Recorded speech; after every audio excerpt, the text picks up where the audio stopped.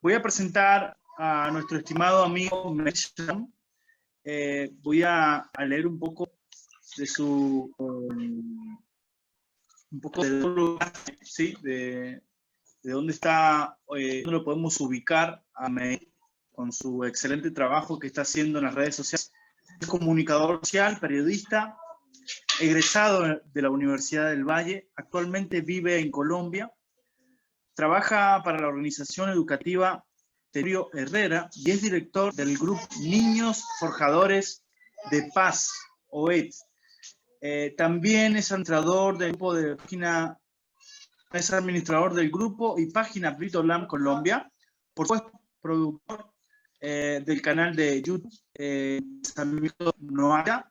Últimamente su trabajo por las redes sociales tiene repercusión e impacto hacia diversos individuos que se acercan al monoteísmo Torah. Con ustedes les quiero presentar a nuestro estimado amigo Meir. Shalom.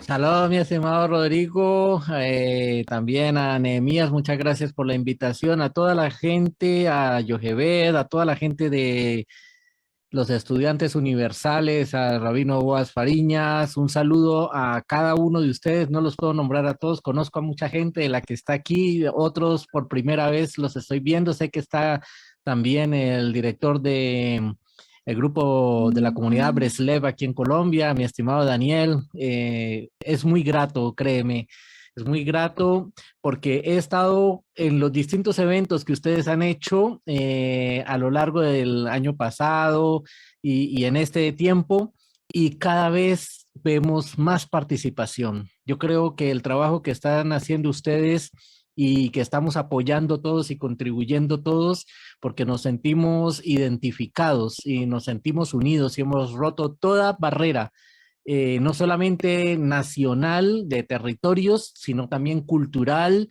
y estamos dejando de lado esa parte de ponernos la camiseta rabínica, entonces decir yo soy de la selección del rabino tal y el otro es de la selección del rabino tal y como que vamos a entrar en un juego donde vamos a ver quién gana, quién tiene más conocimiento o quién tiene más seguidores. No, somos una comunidad latinoamericana y créeme que yo que he sido divergente todo el tiempo, yo me siento muy identificado con este mover que está teniendo en Latinoamérica, porque nuestra América Latina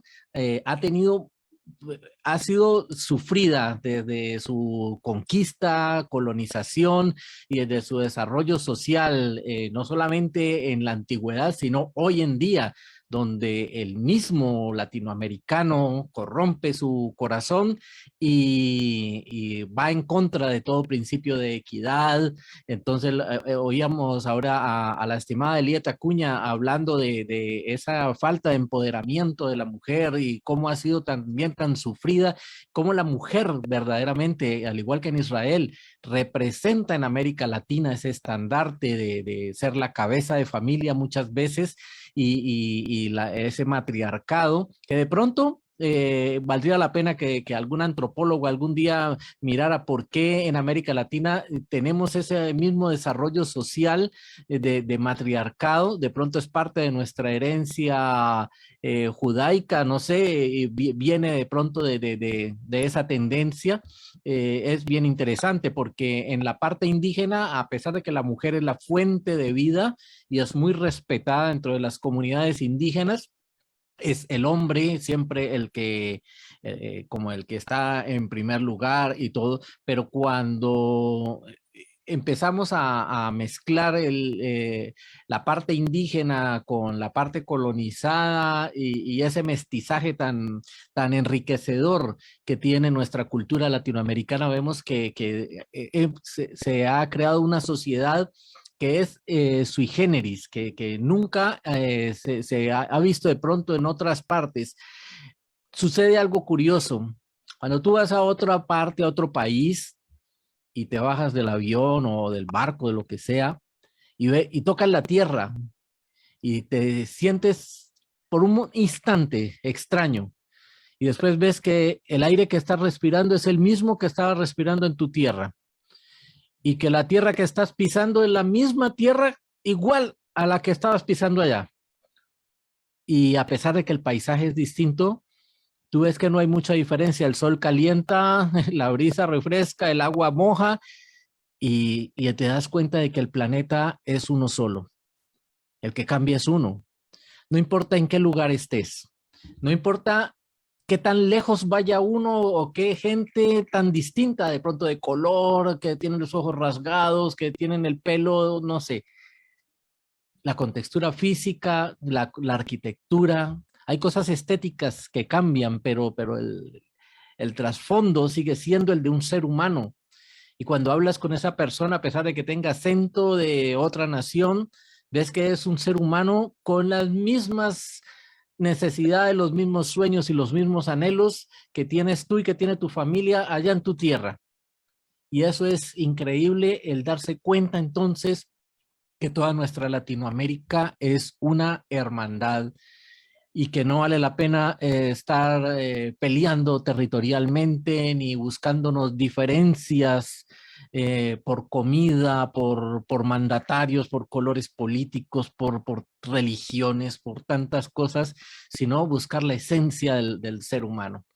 Y en encuentros como estos, yo me siento entre hermanos. Yo me siento contento, me siento satisfecho de ver que a pesar del horario, de que muchos llegan cansados, tienen cosas que hacer en su casa y hemos apartado este tiempo, esta fecha tan especial, porque por primera vez eh, en el Día de las Naciones nos damos cuenta que verdaderamente somos naciones, somos hermanos y nunca en ninguna otra parte, a pesar de haber estado en tantos simposios y en tantas conferencias de pronto evangélicas, cristianas, y siempre íbamos con la camiseta de determinada iglesia, determinado pastor, eh, pero nunca nos habíamos sentido tan hermanados, si vale esa palabra y la podemos nombrar, como se siente aquí en medio de estas comunidades no ágidas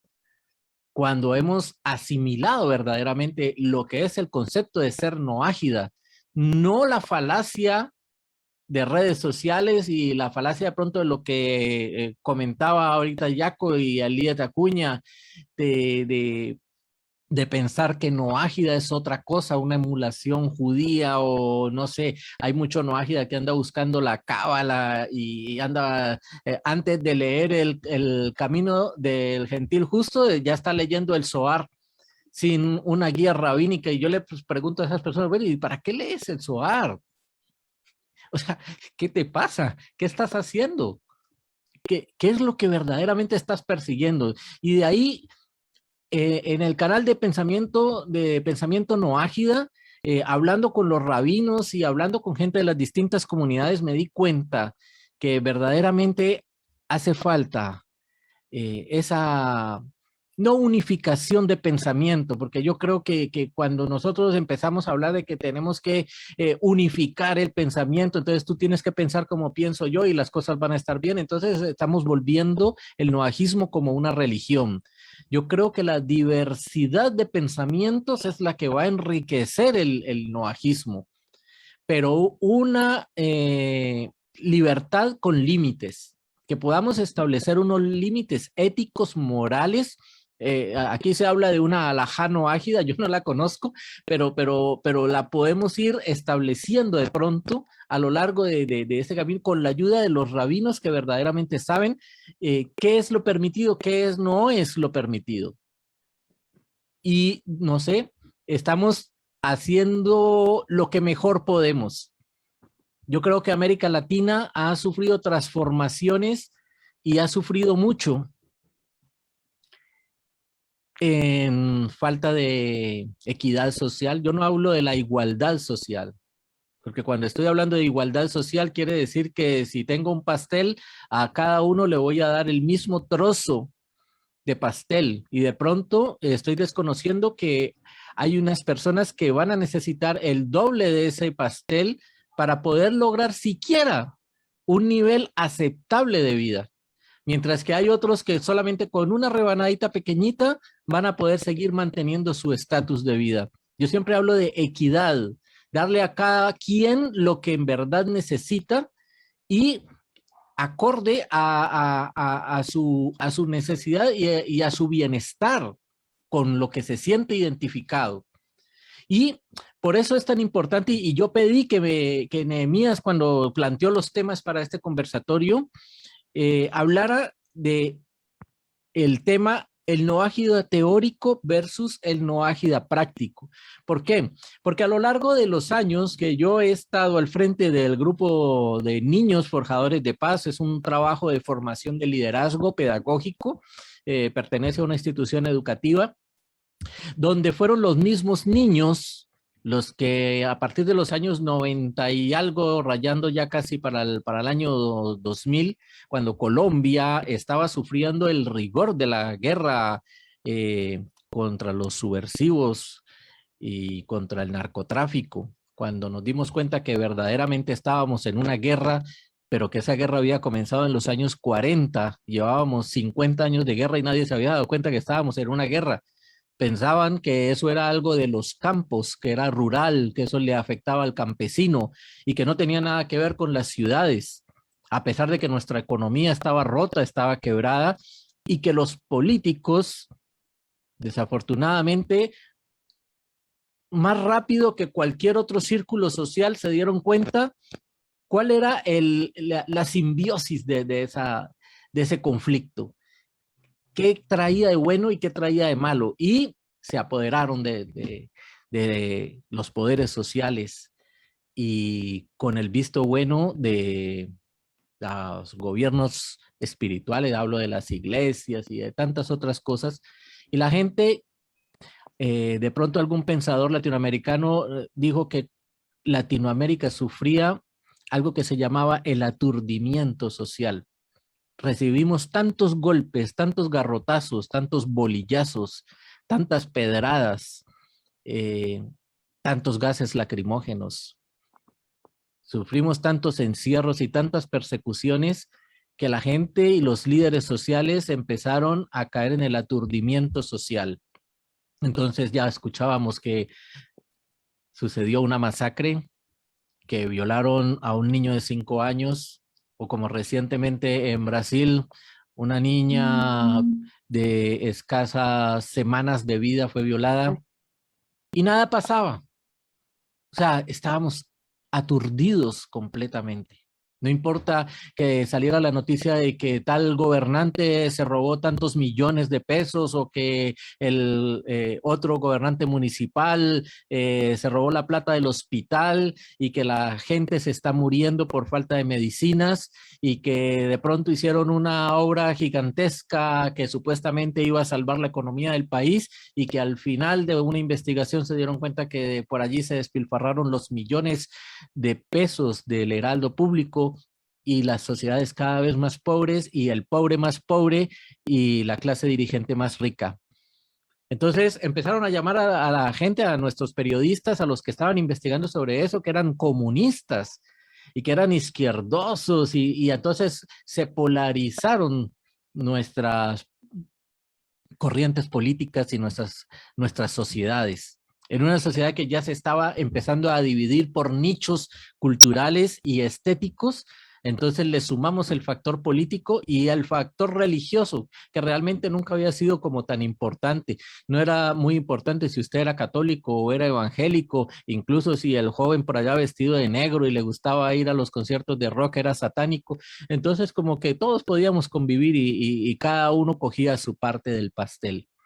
Pero ahora con el noajismo que está empezando a incursionar en América Latina y empezamos a hablar de unidad y empezamos a hablar de unos valores judaicos que están llegando, porque los judíos siempre han vivido en nuestra sociedad. En Colombia hay más o menos unos 6,000 judíos y ellos siempre han estado en su sinagoga y como que a nadie le ha importado si se reúnen en Shabbat, si no se reúnen, nadie sabe exactamente qué es el judaísmo.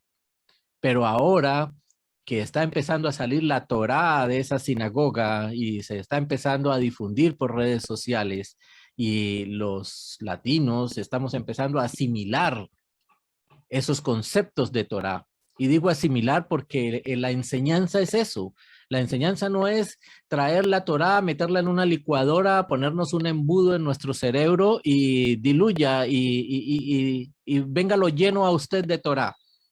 Eso es noágida teórico, llenarse de conocimiento. Realmente nosotros en educación hablamos de aprendizajes.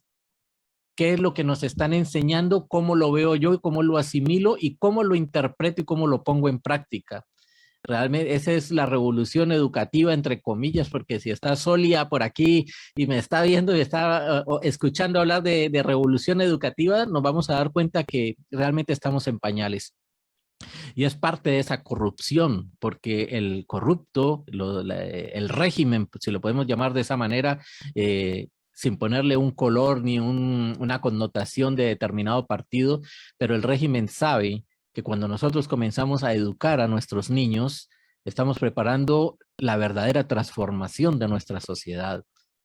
Si nosotros como familia no nos dedicamos a educar con valores éticos y morales a nuestros hijos, si ellos ven que nosotros hablamos mal del gobierno, pero que cuando en la casa tenemos la oportunidad de robar, de hacer el fraude, de robar energía, robar el agua, de hacerle mal de pronto a algún vecino, de hablar mal de un vecino, de un familiar, realmente nuestros hijos van a seguir en el continuismo de lo que hemos estado y van a seguir habiendo, como decía la canción, esas casas de cartón, las casas de hojalata, los suburbios de pobreza, viviendo en medio de la basura y en medio del olvido estatal.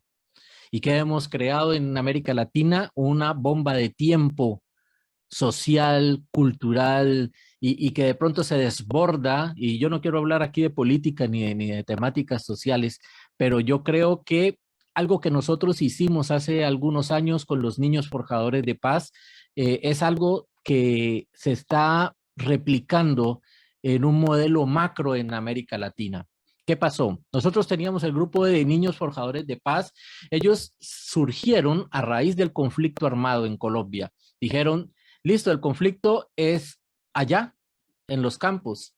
¿Cómo nos afecta a nosotros? Y haciendo foros como estos y discusiones con los niños en las aulas de clase, nos pudimos dar cuenta que había un interés en ellos realmente en hacer algo, en formar parte de algo. Y se les dijo, bueno, ¿qué piensan hacer ustedes? Entonces se quedaron boquiabiertos porque siempre habían esperado que la solución viniera de otro, como el estilo de Disney, ¿no? Que llegara el príncipe azul en su caballito blanco y dijera, vamos a hacer esto, o llegara el Robin Hood, o el héroe, el transformador, el salvador, el que va a hacer las cosas y yo sencillamente lo voy a seguir.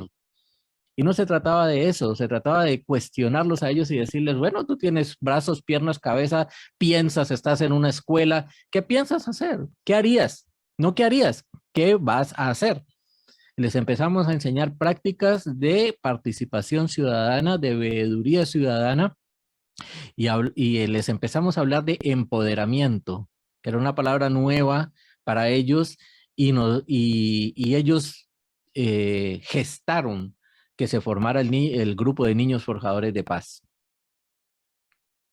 Y empezaron a hacer actividades, no marchas, ni retenes en las carreteras, ni a tirar piedra y a destruir todo lo que hubiera al paso, ni nada de eso. No éramos contestatarios. Siempre les enseñamos que la transformación no se hacía de manera contestataria ni con violencia, sino con ideas, con pensamientos, escribiendo, plasmando sus ideales y sobre todo canalizando todas esas necesidades y todo lo que estaban sintiendo en sus corazones, lo canalizaran proactivamente en hechos de paz, transformando esa rabia que muchos de nuestros jóvenes tenían y de pronto producto de la adolescencia y del resentimiento social, pero que lo canalizaran en hechos de paz y empezaron a salir ideas maravillosas que hemos llevado a cabo a lo largo de 25 años de trabajo en nuestro país, educando porque no van a ver en redes sociales nunca que los niños forjadores de paz estuvieron en determinada manifestación. De pronto sí hemos estado llevando ayudas humanitarias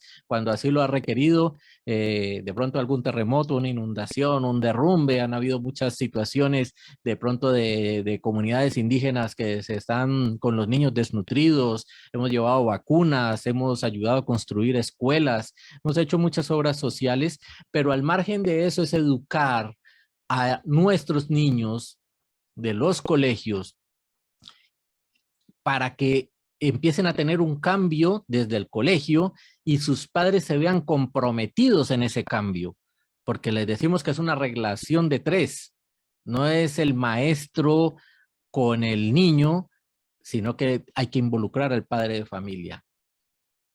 No es la teoría.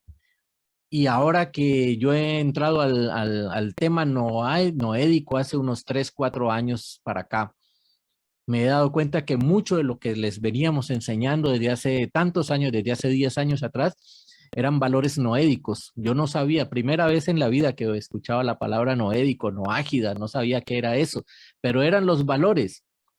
Y hoy en día se les enseña a estos niños a que no sean de un color religioso ni de un color político, sino que sean ética y moralmente correctos. Yo les hablo de Torah abiertamente, les digo, yo Mauricio Gómez Meir Shalom, es estudiante de Torah. Estudio con el rabino X, con el rabino Y, y mis valores son estos. Pero no les digo a ellos, sigan mi pensamiento.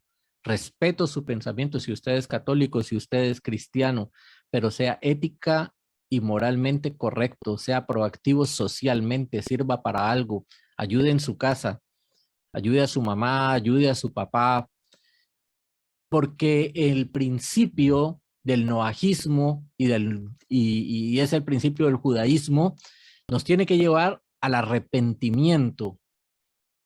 El arrepentimiento individual es el que verdaderamente nos va a transformar como seres, el que nos va a conectar con Dios. El valor del noágida no está en haber heredado una serie de rituales y una serie de comportamientos en una sinagoga o que de pronto hagamos ritos en la casa. No, el valor del noágida está en darse cuenta que llevaba una vida equivocada y ha empezado a transformar y ha empezado a retornar.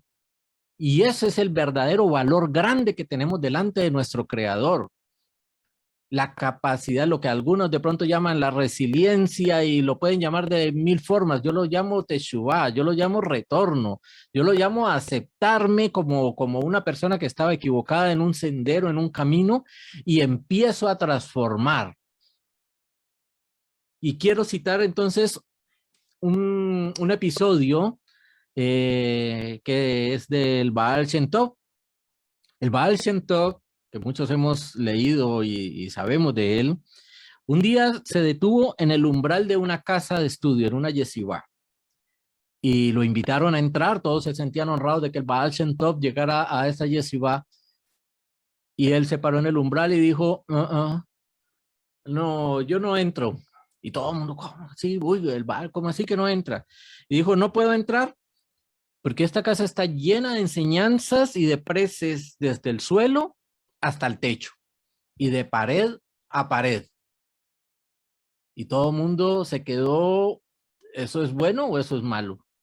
Se quedaron como con esa duda, dando vueltas, y el Baal, viendo que la gente no entendía lo que él les había dicho, les dice, ¿cómo puede haber lugar para mí en esta casa?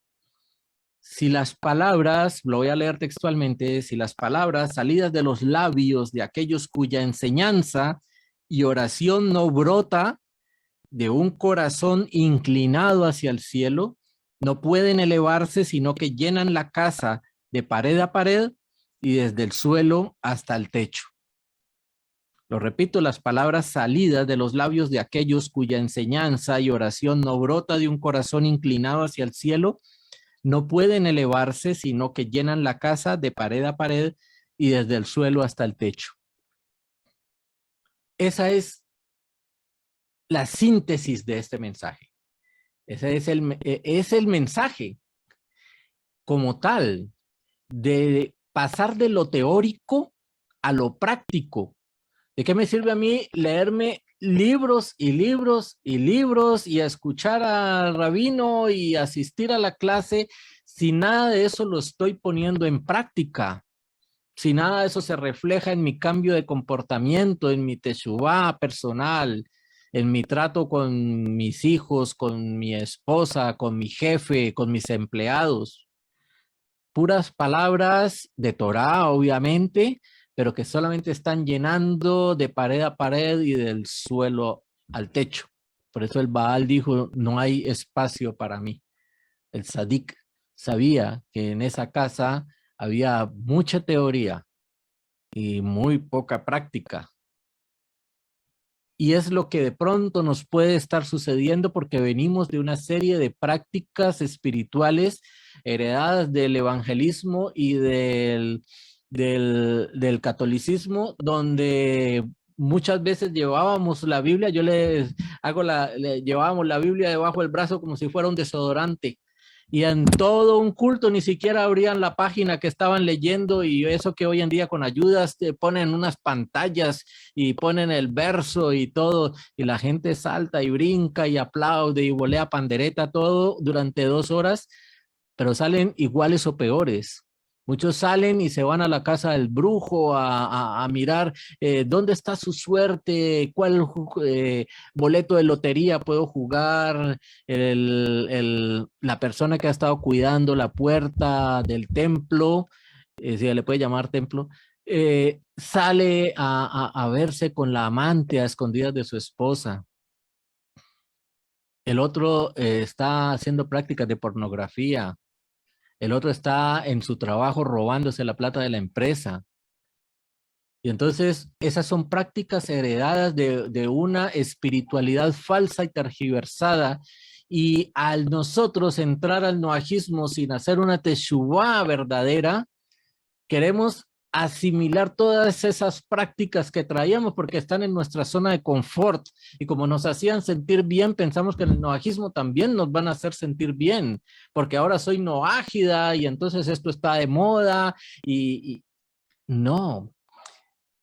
El noágida teórico, y no estoy en contra del noágida teórico, lo que pasa es que hago el cuestionamiento de qué teoría me va a hablar ese noágida. Yo prefiero más bien que la enseñanza me llegue de alguien que sepa verdaderamente Torá, que la haya vivido, que la sepa enseñar y que sepa adaptarla para que yo tenga ese aprendizaje y lo pueda poner en práctica en mi vida. Porque si me va a dar clases de alajá y alajá y alajá y yo no entiendo nada de lo que me está diciendo, y puedo tener mi biblioteca llena de libros judíos, hebraicos y X y Y, comentarios y estudios filosóficos y una cantidad de cosas, pero mi vida, hasta en el acto más sencillo, va a ser igual que cuando yo iba a esos templos de idolatría, o peor, porque entonces me siento como liberado y ya no tengo que dar diezmo, ya no tengo que sostener al pastor y a su familia, yo tengo plena libertad de hacer cosas. No, el noajismo no es para eso. Es más, el noajismo debería de hacer algo como lo que hicimos nosotros con los forjadores de paz, y retomo el tema de los forjadores de paz. Durante muchos años se nos involucró como un grupo de ultraderecha en nuestro país.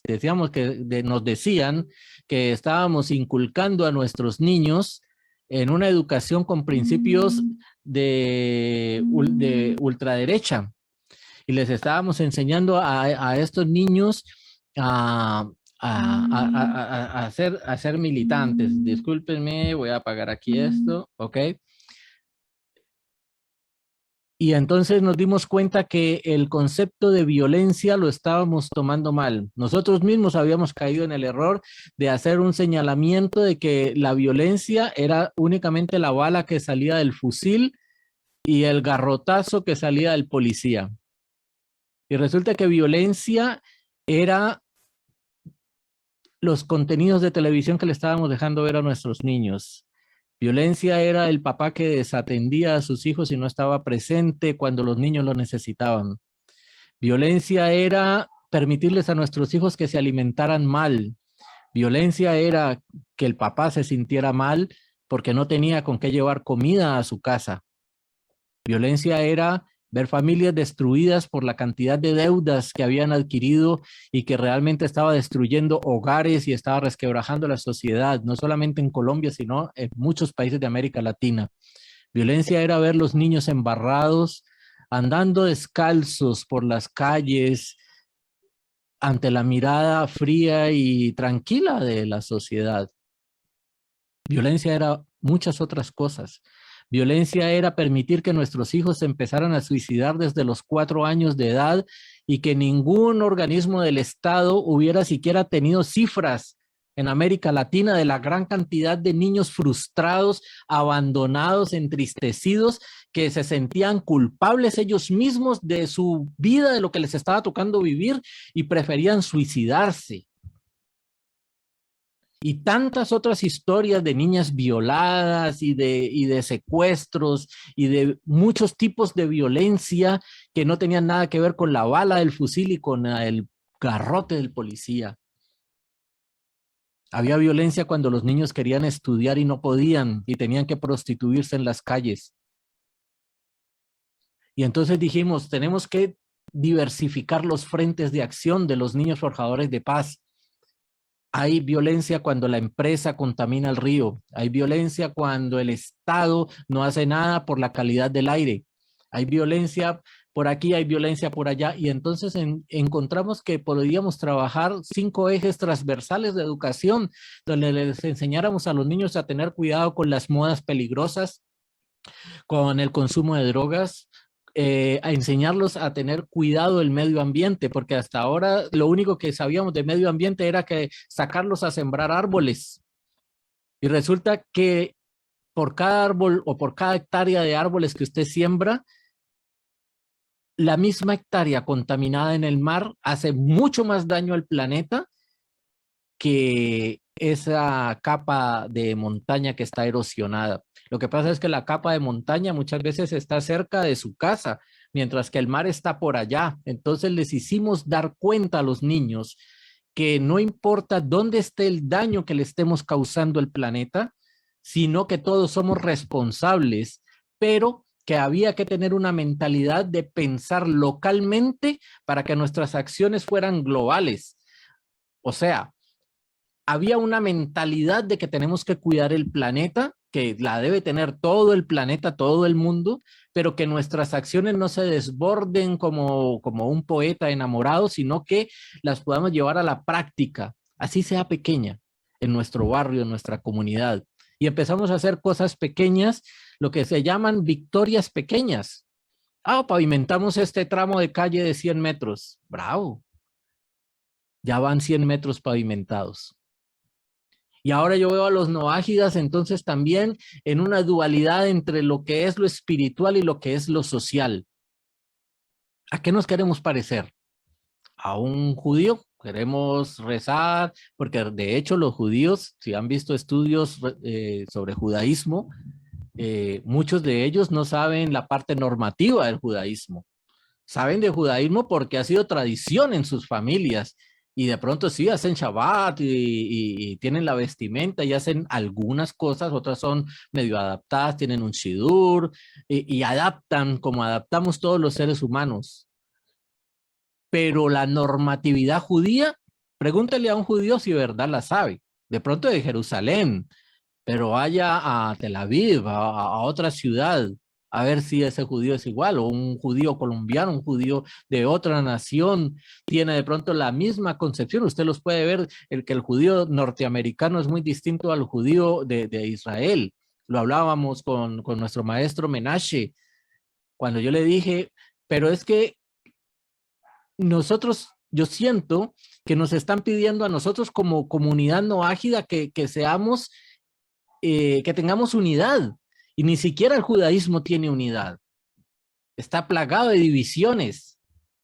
y de conceptos, y eso es lo que lo hace rico al judaísmo. Entonces, ¿por qué nosotros como noágidas también no podemos crear una identidad multicultural que sea enriquecida con nuestros saberes ancestrales, con nuestra vida práctica, con nuestra ideología social, pero que esté bien encaminada con valores noédicos, sin que necesariamente tengamos que decirles, mire, es que estos son valores noédicos? Yo estoy seguro que si aquí hubiera un niño forjador de paz y usted le pregunta qué es un noágida, él no te va a saber decir, pero sí te sabe decir cuáles son los valores de vida y sabe los 7 preceptos de Noé sin que yo se los haya enseñado como tal, diciéndole, mire, es que este es el libro del rabino tal y que aquí están los 13 y Maimónides y nada de eso. Se les enseñó a llevar una vida práctica como latinoamericano que es, como colombiano que es, pero con principios éticos y morales que yo sé que están en la Torá y que los enseña la Torá, pero que se los transmití oralmente y a través de talleres y de prácticas sin que el niño supiera que eran valores noédicos. Solamente Dios sabe que si más adelante estas comunidades noágidas van a crecer, ese niño va a decir, yo me acuerdo hace muchos años que el profesor Mauricio nos enseñaba acerca de estas cosas, pero nunca nos dijo que eso era noajismo. Y estoy seguro que esos niños son ejemplares en su casa y que esos niños saben la diferencia, de pronto no de la idolatría, porque ellos son muy pequeños para captar toda la dimensión, pero sí saben que hay algo, porque yo sí les he hablado acerca de la diferencia de culto que tengo yo con la diferencia de cultos que tienen ellos, siempre respetando su punto de vista. Hasta ahora ninguna mamá y ningún papá ha ido al colegio a hacerme reclamo, a decir de que yo estoy convirtiendo a su hijo, que le estoy insultando su fe, ni nada de eso. Al contrario, hay palabras de elogio por esa pedagogía de liderazgo que se está llevando a cabo en estas instituciones y que nosotros hemos exportado a través de distintas conferencias con otros colegios y en simposios, y todo el mundo pregunta, ¿qué es eso de los forjadores de paz? Y hoy en día, con Claudia Castillo, que está aquí también, estamos adaptando ese modelo pedagógico a algo que se llama los constructores del arca en Colombia. Y ojalá que haya constructores del arca por toda Latinoamérica y en todo el mundo. Y que nosotros seamos también exportadores de una ideología, de valores, de principios éticos y morales, noédicos, y que el día de mañana podamos decirle a la gente, mire, es que estos son los principios noágidas, sin que tengamos que ocultarlo o hablarlo abiertamente en conversatorios y en foros. Espero que llegue pronto ese día con la labor que estamos haciendo nosotros aquí. Me preguntan acá, ¿qué es un ser humano? Ayuda a los demás desinteresados. Yo creo que un ser humano se da cuenta que es un ser humano cuando reconoce a Dios en el prójimo. Y allí se da cuenta que si Dios está en su prójimo, entonces, ¿quién soy yo verdaderamente delante de Dios? ¿Cuál es mi importancia? Y está en el libro de el camino del gentil justo, cuando dice que nosotros como noágidas tenemos que darnos cuenta de que esto no es una religión, sino que es un linaje. Y es un linaje que nos conecta con Dios y que no es que el judío esté por encima del noágida, como muchas veces he escuchado, es que mis hermanos mayores, pero esas son palabras mesiánicas, mis hermanos mayores judíos. Y entonces estamos hablando mal de nuestro linaje noédico, si verdaderamente comprendemos la dimensión de lo que es ser noágida. Yo no estoy en contra del noágida teórico, es necesario. Los ideólogos en todo movimiento son necesarios. Hay gente que nació para pensar, como dice la canción. Hay gente que piensa muy bien y lo expresa bien y lo enseña bien. Lo que pasa es que todos no nacimos para enseñar. Hay unos que nacieron para hacer, otros nacimos para otras cosas. Todos tenemos un rango y algo que hacer dentro de toda esta campaña no ágida en Latinoamérica. Estoy hablando porque es lo que nos compete, pero es a nivel mundial. La Torá es universal y tiene que llegar a todas las partes del mundo. A nosotros nos encargaron hacerlo aquí, desde nuestras comunidades, desde nuestro barrio, desde nuestra cuadra, en nuestra calle, desde nuestro trabajo, en nuestra familia. Entonces es el mismo principio que estoy aplicando, que estamos aplicando en los forjadores de paz. Piensa global, pero actúa local. Aprende de la Torá universal, aprende del noajismo universal, pero aplícalo en tu localidad y aplícalo bien. Y no te va a alcanzar el tiempo para hacerlo. No te va a alcanzar el tiempo para hacer ollas de frijoles para llevarle a la gente que está hambrienta en las calles.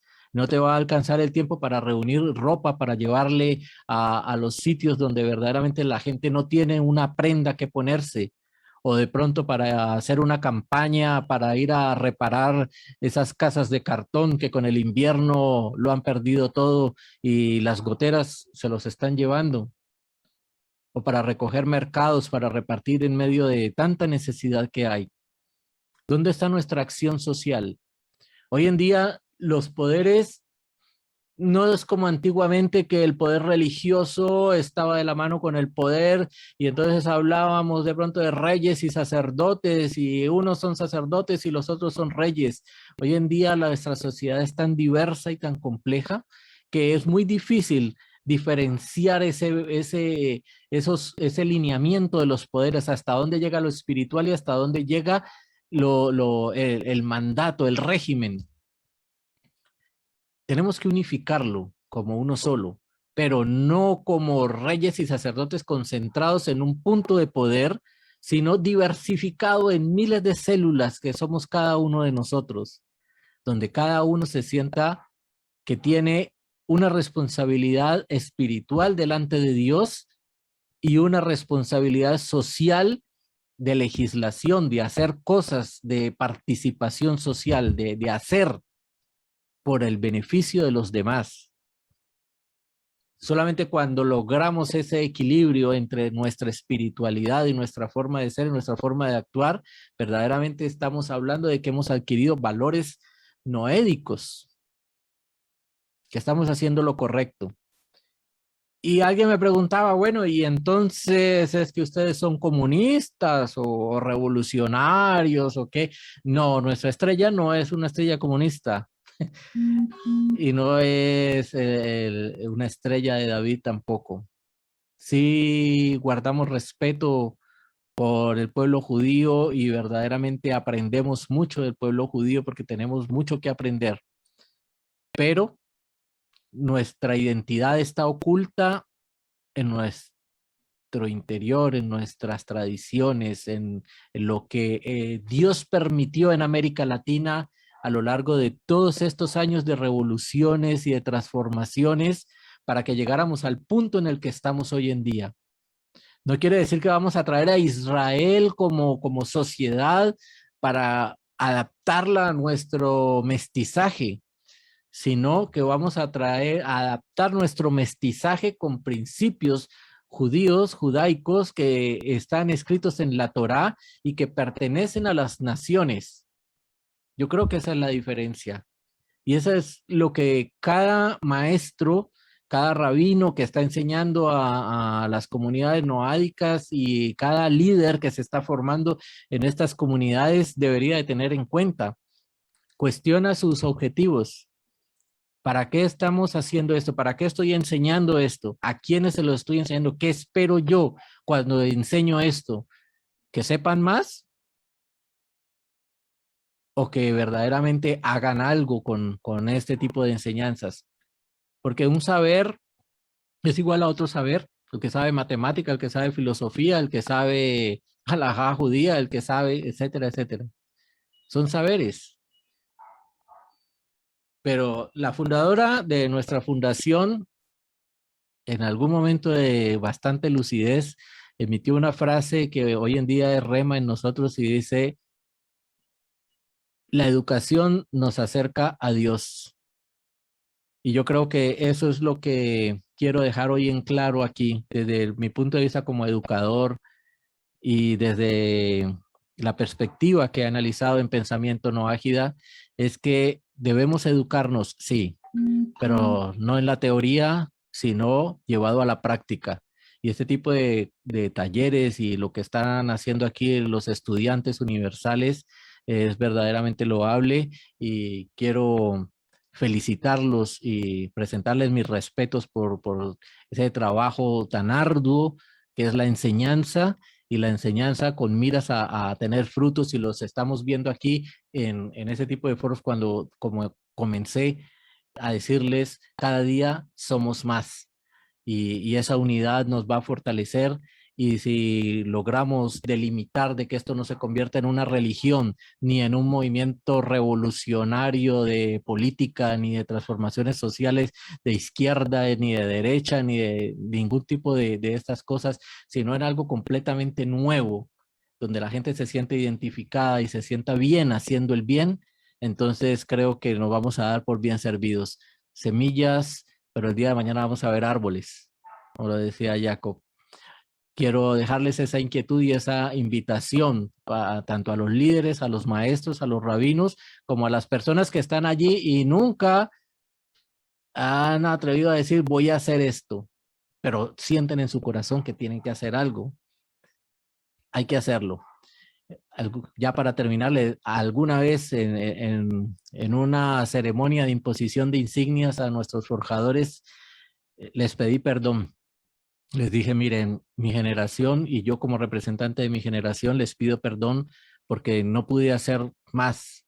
Hice hasta donde pude, bien o mal, por entregarles un país donde ustedes tuvieran todas las oportunidades de estudiar, de trabajar, de educar su familia, de conseguir una vivienda propia, de vivir dignamente. Y siento que no hice lo suficiente. Pero mientras tenga fuerzas y alientos, creo que seguiré hablando y enseñando acerca de lo mismo. Pero quiero dejarles, estimados niños, les dije así, eran niños de 8 a 12 años. A ustedes les toca la responsabilidad de mejorar este país, porque a ustedes a los que les va a tocar vivirlo y de ustedes depende si lo van a hacer peor o van a tratar de corregirlo para que la generación que venga no nos culpe a nosotros, sino que los va a estar culpando a ustedes. Y vamos a pasar de generación en generación empobreciendo más nuestra tierra y llenándonos de dolor y de madres viudas, solteras y de hijos traumatizados y de historias tristes que contar. Y estos niños hoy en día, créanme que han cambiado su perspectiva, cuestionan, preguntan, hablan. Son líderes sociales hoy en día, muchos en sus empresas y en sus trabajos. Y espero que muchos de los no ágidas que están aquí, antes de ir a decirle a otro, es que yo soy no ágida, no, que te identifiquen por tus actos y que la gente te pregunte, ¿qué has hecho con tu fundación social? ¿Por qué saliste a la calle a repartir? Sin necesidad de decirle que eres no ágida. Puedes decirle porque la Torá me lo enseñó, o porque mi rabino me lo enseñó, porque mi maestro me lo enseñó. Y que sean ellos los que te pregunten más adelante, en realidad, ¿quién eres tú? O sea, ¿qué haces? ¿De dónde sacas esa enseñanza, esos principios de vida? Pero no porque te pusiste la camiseta de el rap tal y la estrellita y los peyotes, y kipá y todo eso y andas por ahí disfrazado de miles de cosas pero en el fondo estás buscando quién te enseña a soar, cábala, para ir a buscar una lotería y volverte rico y tener superpoderes y yo no sé qué tantas otras cosas se enseñan por ahí en redes sociales que hace la cábala.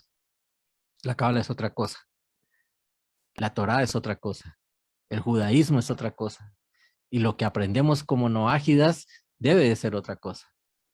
Debemos sentirnos bien como noágidas para pasarlo a nuestras familias, a nuestras generaciones, que nuestros nietos el día de mañana hablen palabras de Torah. Eso me lo enseñó el maestro Menashe, que podamos decir cuándo verdaderamente he hecho bien mi labor, el día que mi nieto o mi nieta hable palabras de Torah. Y ese día me voy a sentir orgulloso, porque sé que he hecho las cosas bien. Feliz noche para todos. Chao a todos, que estén muy bien. Bendiciones, bendiciones para todos allá en sus casas, en sus familias. Nehemías, a Rodrigo Miranda, a Jogebed, Claudio Castillo, a todos, todos los que están allí. Un abrazo grande desde Colombia. Créanme que me siento muy honrado de poder compartir con ustedes en este tipo de eventos. Bueno, muchas gracias, Meir. Creo que tus palabras son muy importantes y creo que todos los que estamos aquí coincidimos en que de nada sirve aprender tantas cosas, estudiar tantas cosas, seguir a tantos maestros, tantas enseñanzas y no llevar todo esto a la práctica. Así que creo que de eso se trata. Cada uno de nosotros podemos corregirnos y llevar a la práctica y poder generar ese cambio que todos esperamos. Así que, Meir, tus palabras excelentes. Creo que muchas cosas que he hablado, por ejemplo, con Soria, que está en SA hoy, con respecto a la educación, y creo que desde ahí se pueden generar grandes cambios en la ciudad, atacando a la educación, tratando de cambiar desde ahí. Y creo que comenzando con niños, comenzando con los pequeños, creo que podemos lograr un cambio. Muchas gracias. Qué gran noche.